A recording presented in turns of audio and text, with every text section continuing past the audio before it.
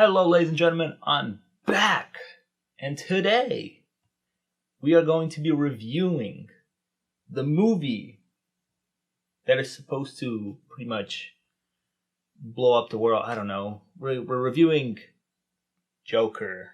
This movie was one of my most anticipated movies of the year. I wasn't too into the whole idea of a solo Joker movie, but then I saw the trailers and I was like, ooh, okay, let's do this. And I was actually really excited because after pretty much, let's be honest, most of our most anticipated movie of 2019 was Endgame. After Endgame, I jumped straight to this movie. There was a bunch of movies in between, but this was my next most anticipated movie of the year. And it's great. Before we get started with the review, this is going to be a major spoiler review. I'm going to pretty much just talk about the movie. So if you haven't seen the movie, go check it out first. Then come back here. The review will still be here. Also, subscribe, like, check out some of my other reviews. I really appreciate all of that.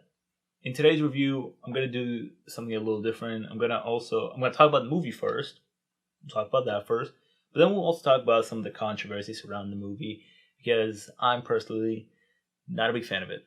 Alright, so here's a quick synopsis for you. Joker is a standalone Joker movie about this character by the name of Arthur Fleck, who pretty much goes through it. The world beats him down until he basically snaps and becomes a character of Joker. You've probably seen all over the internet people talk about how this movie is addressing the fact that society may be making people like this, but he has a mental health problem. He gets beat down by society. He has a bunch of other things go wrong in his life.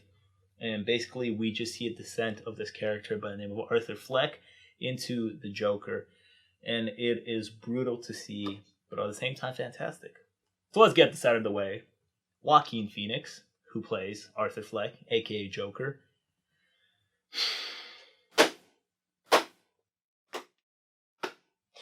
He's fantastic. He is amazing in this role. Oscar nomination, definitely. Oscar win, I don't know, but definitely an Oscar nomination. He is fantastic in this role. And again, I got his picture right here, right? Heath Ledger played the Joker, did a fantastic job of him, and won an Oscar. Maybe has something to do with the role of the Joker. Jared Leto, you know. For me, I look at the role of the Joker, and I think that the director has to get the right actor to play him, because there's so many different things that you can do with the Joker. He's such a layered character, and especially if you're doing an origin story, not a lot of people know the origin of Joker. Me, myself included, that's why I was a bit skeptical about the movie, but I was also excited because I was like, okay, let's see it. A lot of people were like, I don't know, we like the mystery of it all.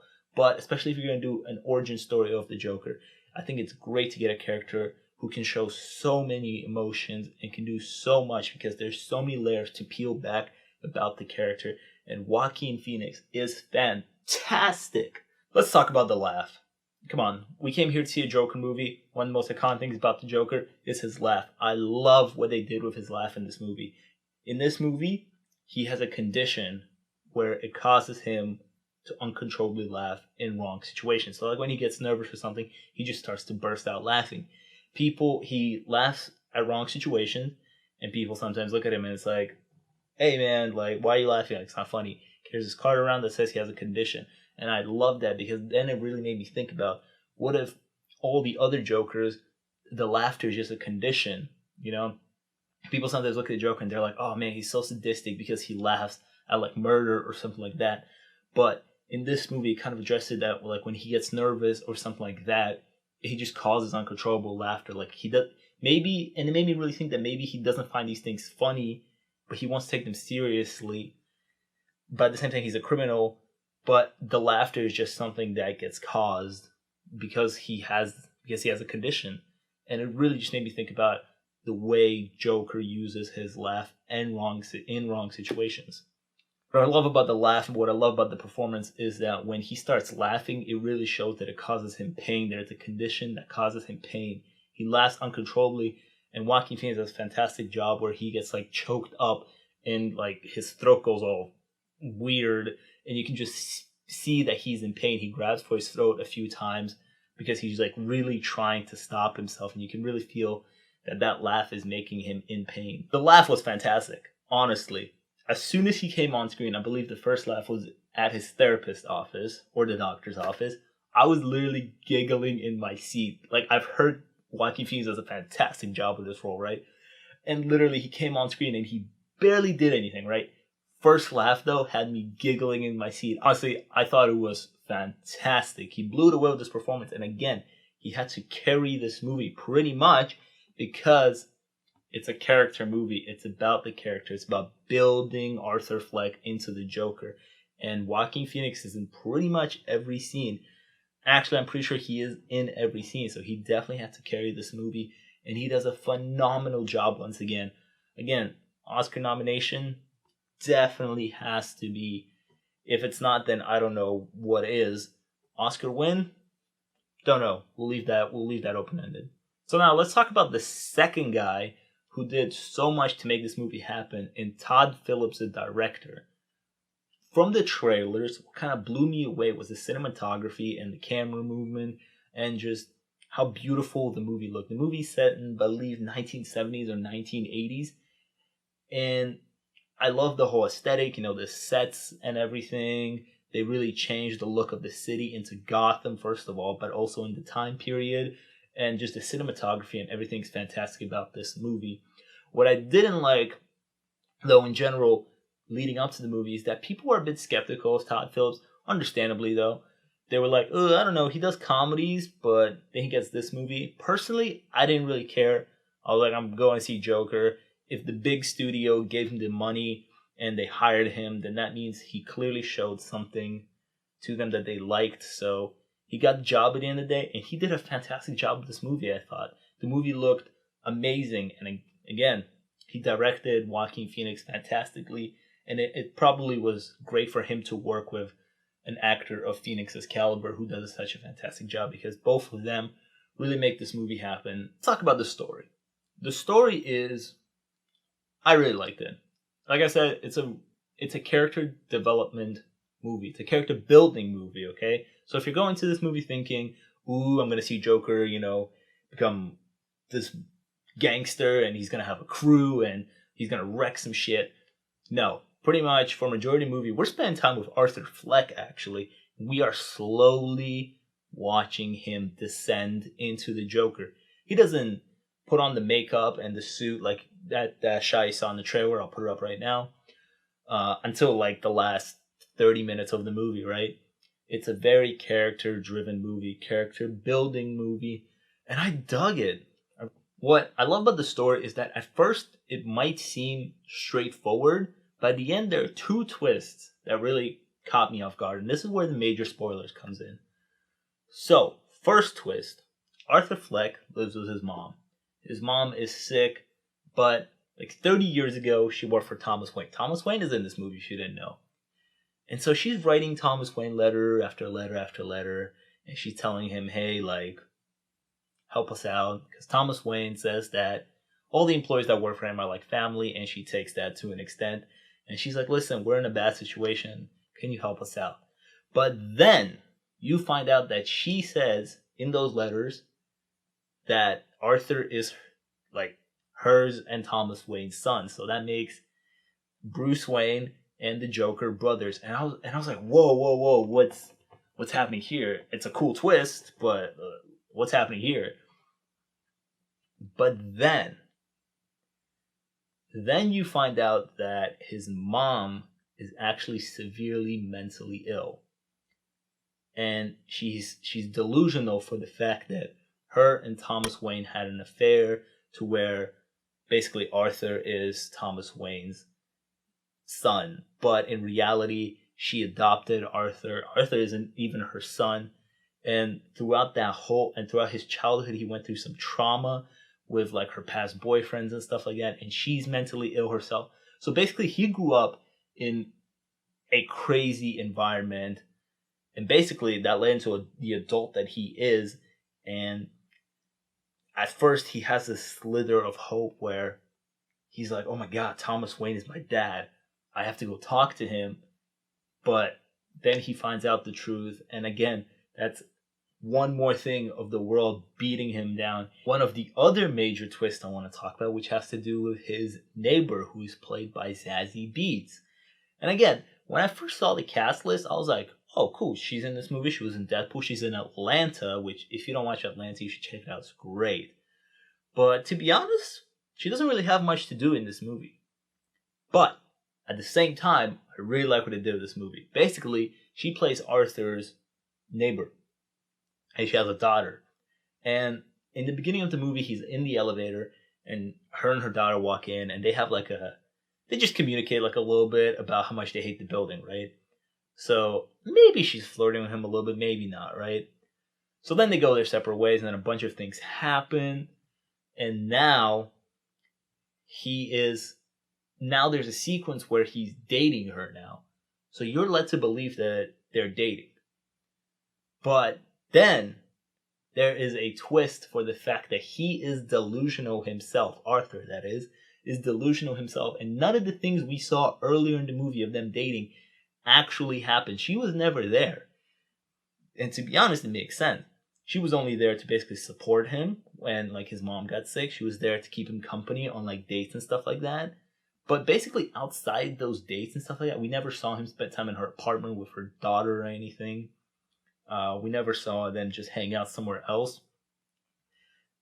And when he walks into her apartment and just sits down, at first, again, you're just thinking to yourself, okay, I think she was putting her daughter to bed. Okay, she's going to come out and she's going to be like, oh my God, what happened? But she comes out and she's surprised. She says, oh my God, you're Arthur, right? You live down the hallway. Should I call your mother and stuff? And then you begin to put the pieces together. You're like, wait, you barely know his name. It seems like you don't know him. And then it does hit you for the fact that he is delusional himself and that there was no real relationship between them, which I like. Okay, first of all, I found some things weird about their relationship. And we're going to have to describe some parts of the story for that. After that interaction in the elevator, he follows her. And then she approaches him at the end of the day and she's like, oh, were you following me today? And he was like, yeah. She was like, oh, yeah. Basically, she just says, that's cool, that's fine, you were following me today and stuff like that. She doesn't freak out about it, which I thought, okay, a little weird, but maybe she's maybe she likes it or whatever, and she really wants to go out with this guy. So we let that slide. But then, something's happened. He commits a crime. He kills these 3 guys. After that, when he feels full control and confidence, he goes straight up to her apartment, knocks on the door in clown makeup, and she opens the door. They didn't have a date yet or anything, right? Basically, he followed her. I guess she knew about it. I don't even know if that's real.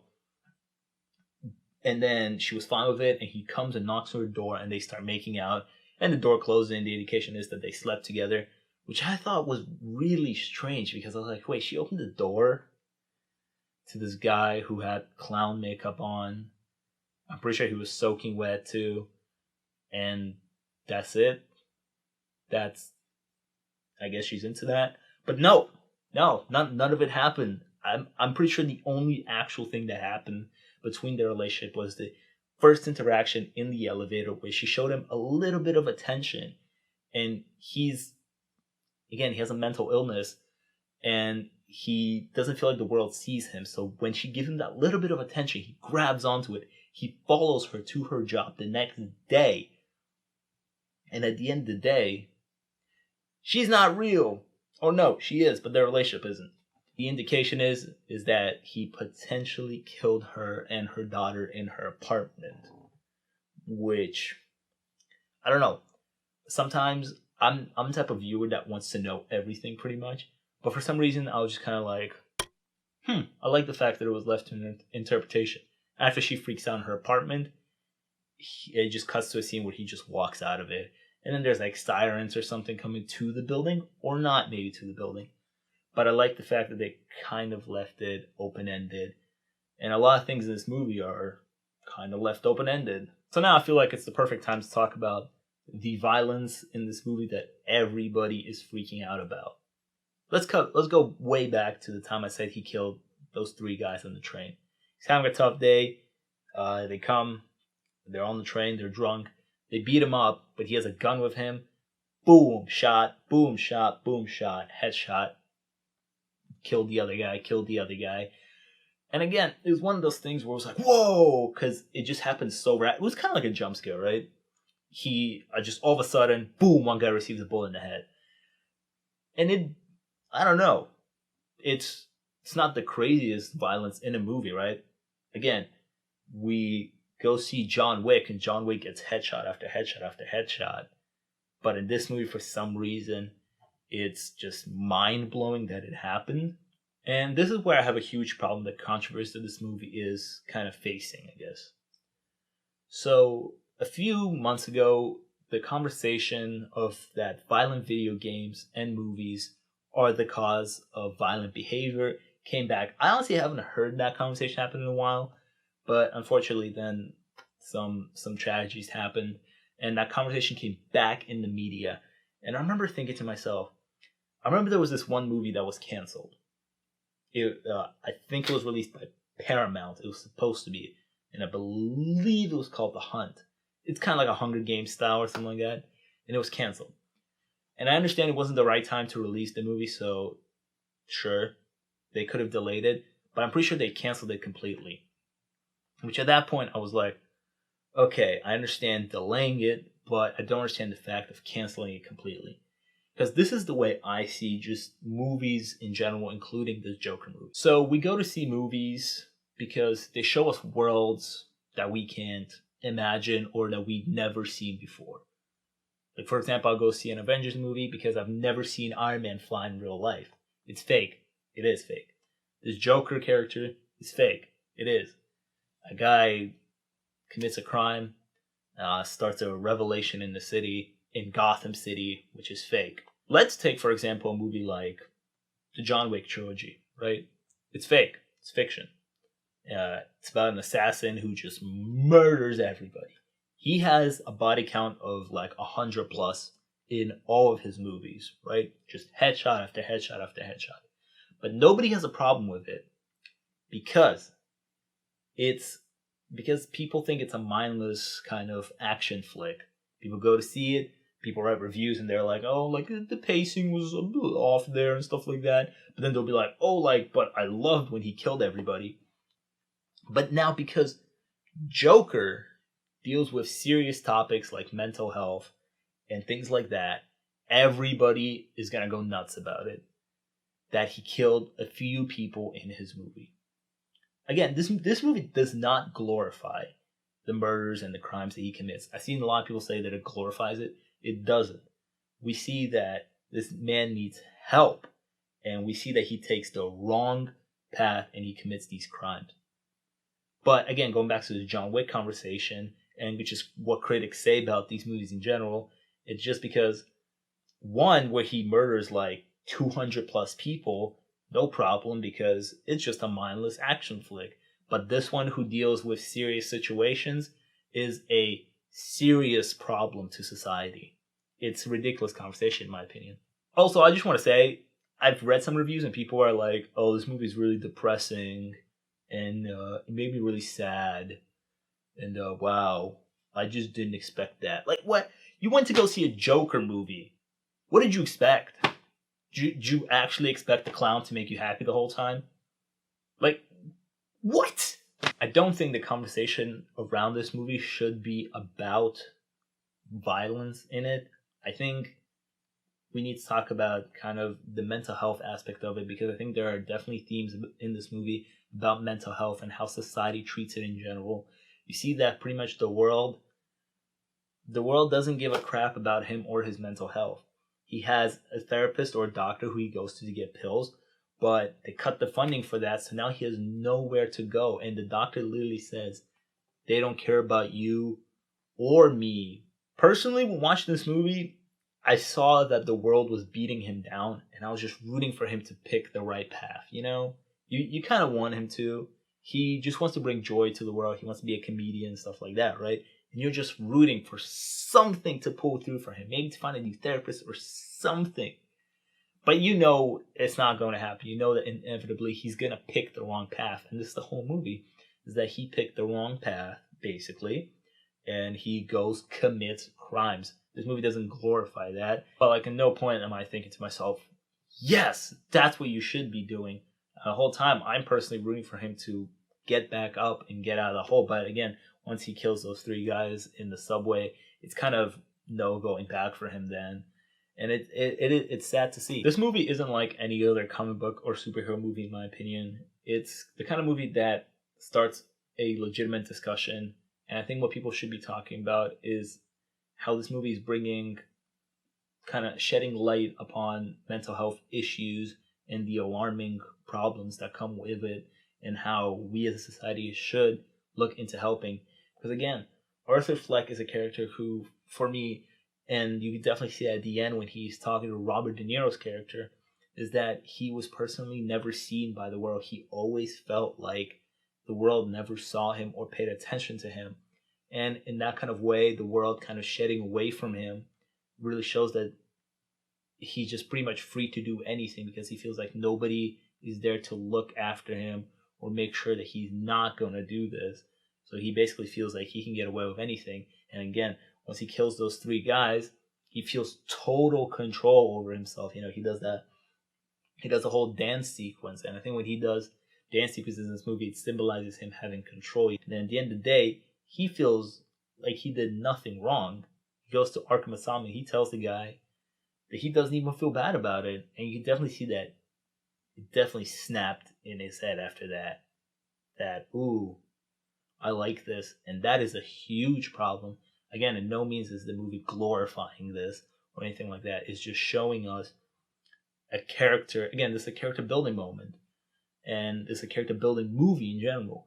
And it's showing us how this guy by the name of Arthur Fleck just snaps and just plummets. Well, let's get back to the story real quick. Let's talk about the ending where he goes on the Murray Show.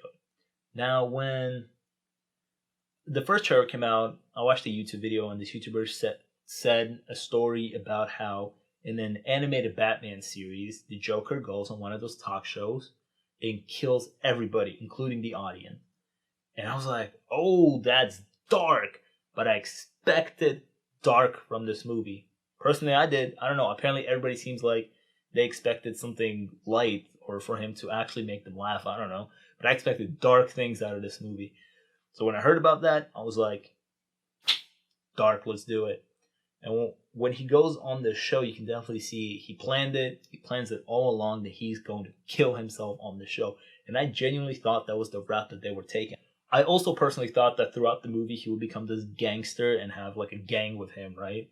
But as this movie started progressing, you can definitely see that that's not the case. He does commit the crimes as the clown, which raises kind of this clown persona that a lot of people are looking up to and committing crimes for. But nobody knows that it's him, or he doesn't even care about that persona or politics with that in general, right? So when he is at home practicing how he's going to kill himself on this show, I legitimately thought he's going to do it. That's the way they're going to do it. They're not going to kill the audience or anybody. He's gonna do a shocking reveal of killing himself on this show.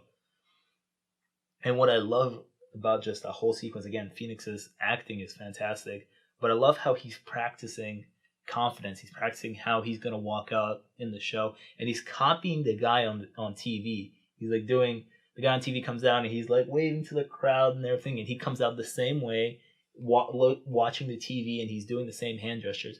But when he puts on the clown makeup and he walks out, he starts dancing because he loves to dance. He starts dancing. He kisses one of the guests. You can definitely see that he takes on his own, like, he brings his own confidence and his own personality. And I love about that because as soon as he puts on that suit and that clown makeup, it's completely different from when he had clown makeup on in the beginning of the movie. He has a different confidence about himself. He starts dancing and I guess he feels alive. So now he goes on the Murray Show and he confesses the fact that he killed those three guys earlier in the movie. And it starts a heated debate between him and Robert De Niro. Which, side note, Robert De Niro actually isn't in this movie a lot. When I heard Robert De Niro was in this movie, I was like, cool, Robert De Niro's in this movie. But he plays a talk show host by the name of Murray Franklin, I believe. And he doesn't really do much, but when he is on screen, he does that talk show host persona very well. But he comes on this Murray Show, and he gets in a heated debate with Murray At which point, I can definitely see it now. I'm like, oh no, he's not going to shoot himself. He's going to shoot Murray. And he's not going to kill the rest of the crowd because it's only himself with one gun. And sure enough, yep, boom, Murray's dead. And he just sits there chilling. He's like, yeah, no, I'm done. Everybody's freaking out. And it honestly seems like he kind of just says, okay, that's it. I killed my idol. He was a douchebag to me. I mean, he isn't really a douchebag, right? He's a comedian. But at the same time, I love the debate that they're having about the fact that, again, it's one of those things where he tells him that he basically explains to him that he feels like the world is not looking at him. He says that those 3 Wall Street guys died, everybody's throwing a ruckus. But if he died, people would just step over him, not even care about it. And again, it really shows the whole theme of the fact that he feels not seen by society and that he needs attention. What I love as well, what I just remembered, is that just before he goes on the show, right, he's putting on the makeup and everything, which by the way looks like scary as hell. He just has this white face on, and it's scary to see. He looks creepy. And actually, let's touch upon his makeup real quick. I love the whole clown makeup thing because I was actually looking at pictures of Heath Ledger's Joker, and I was comparing it to this one because when I noticed there was a close-up shot of Joaquin Phoenix's face in the Joker makeup, and basically he has this drawn-on smile, right, like the Joker would. But basically, what I liked is that he could be standing there like this, and he would still be smiling. It still really looks like he's smiling because his mouth is so small, but at the same time, the big smile. When he's smiling, he's also just smiling even more now. And I loved it because he was standing there seriously. And it genuinely took me a second to be like, oh shit, he's not actually smiling. He just looks like that. And I love the detail in that makeup.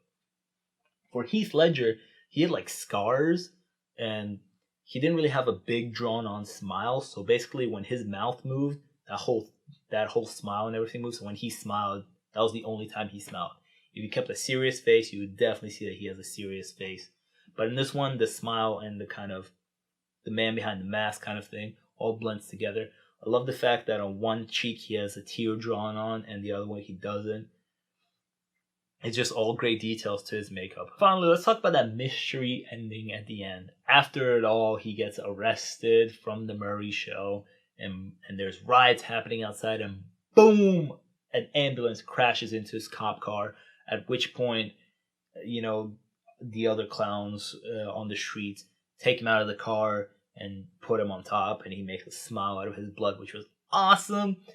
And everybody's just kind of just standing there, just cheering him on while he's standing on top of this car, and he feels on top of the world. He feels like he inspired all of this, and this is all the attention that he wanted. But the fact is, the movie then cuts, and now we're at a scene where he is in a mental hospital talking to a therapist. At which point I was like, oh, okay, this is an interesting cut because he was just out there and I kind of thought he got away with it and whatever, but now he's in handcuffs in a hospital.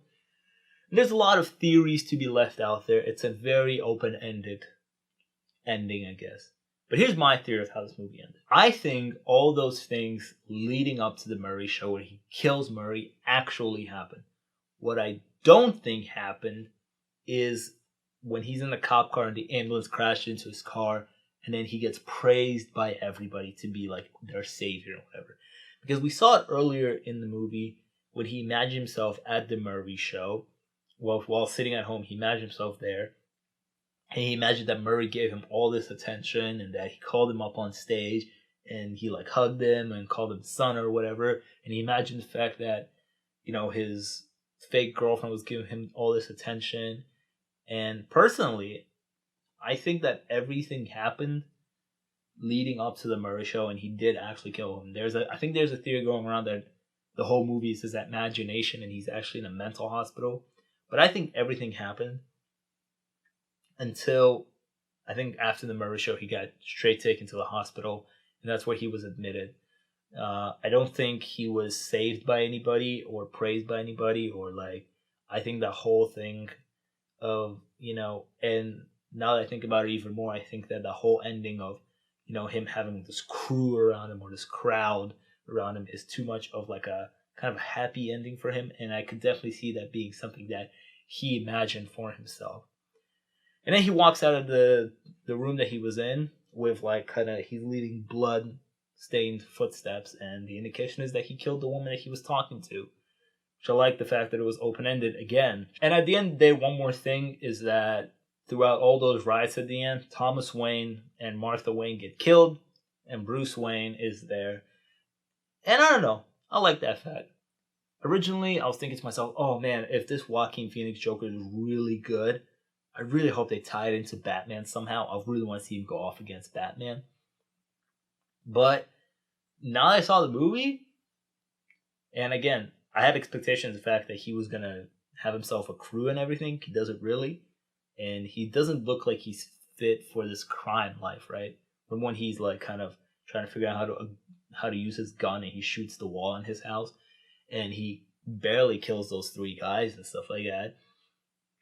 So I don't think he's the type of guy to maybe be very smart about how he could put a crew together and everything to take on a Batman. So I definitely don't see this Joker going in that type of route. But I like the fact that they left it open-ended at the end of the day. I don't think it's going to connect, but it's cool. It's cool that, they put that scene in there just in case they do go that route. Basically going with the fact that the Joker inspired all these criminals to come out who killed Bruce Wayne's parents. But yeah, that's it for my in-depth review about Joker. Let me know what you guys think in the comments down below. Make sure to like, subscribe. Check out some of my other reviews. This coming Friday, the El Camino Breaking Bad movie will be dropping, which I'll be watching. And so look out for a review of that. And yeah, in general, let me know what you guys thought about everything surrounding this movie. I would definitely like to read about it. And like, subscribe, and see you guys later.